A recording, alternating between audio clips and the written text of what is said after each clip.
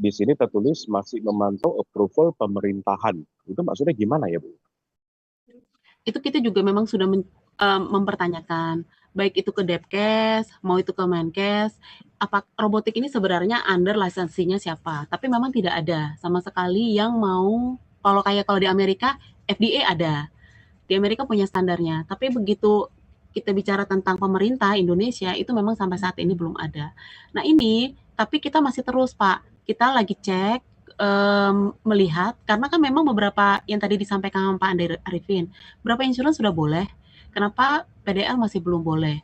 Karena kita kembali lagi merujuk kepada jurnal, jurnal yang dikeluarkan, apakah ini masih eksperimental atau tidak, atau sudah jadi golden standard yang terbaru nggak? Kalau memang benar sudah jadi golden standard yang terbaru, maka kami tidak ada alasan untuk tidak menjamin, kecuali ketentuan polis menyatakan seperti itu.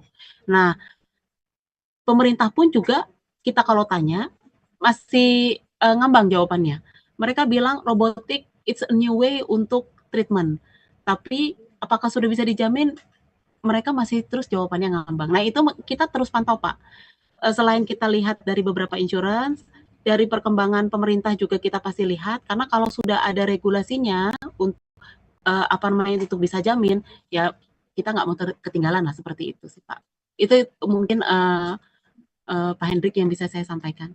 Apakah dengan begitu arti lainnya kalau misalnya nasabah atau pasien melakukan pengobatan di luar negeri lain yang sudah di-approve oleh pemerintah negara itu bisa di-cover, contoh Malaysia, Singapura? Ya, nah Pak, jurnal yang kita pakai itu jurnal dari bukan cuma hanya di Indonesia Pak, tapi juga dari kita ambilnya dari Amerika Pak. Jadi dari Amerika pun sebenarnya mereka masih terus bilang bahwa ini masih terus dipantau. Contohnya salah satunya ya Pak ya, untuk saluran reproduksi wanita rahim. Nah ini memang sudah sangat masif sekali digunakan robot-robot. Tapi begitu kita merujuk kepada jurnal, jurnal di luar negeri ya Pak, yang dari Amerika, itu memang masih belum. Mereka masih terus kumpulkan data. Di rumah sakit bisa diimplementasikan. Nanti begitu diimplementasikan, dapat datanya. Berapa lama rawat inap di rumah sakit, perdarahannya berapa banyak, apa segala macam, datanya itu akan dikumpulkan untuk membangun jurnal baru apakah si robotiknya ini bisa jadi golden standard atau tidak.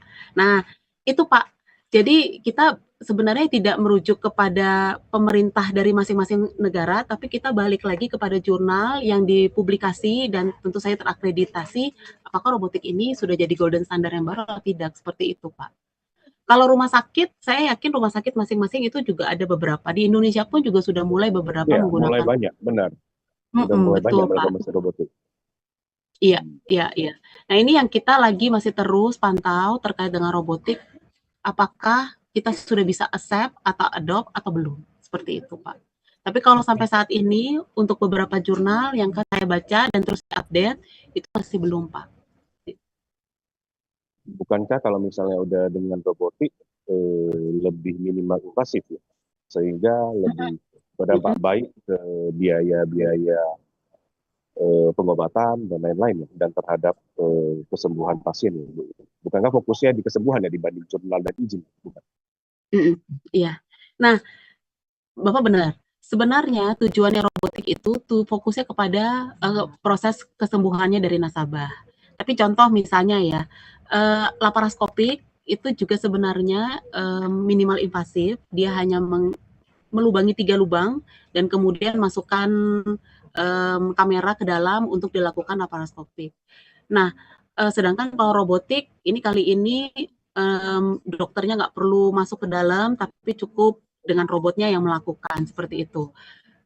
Tujuannya memang yang tadi Bapak sampaikan, tujuannya adalah untuk fokus pada kesembuhan nasabah.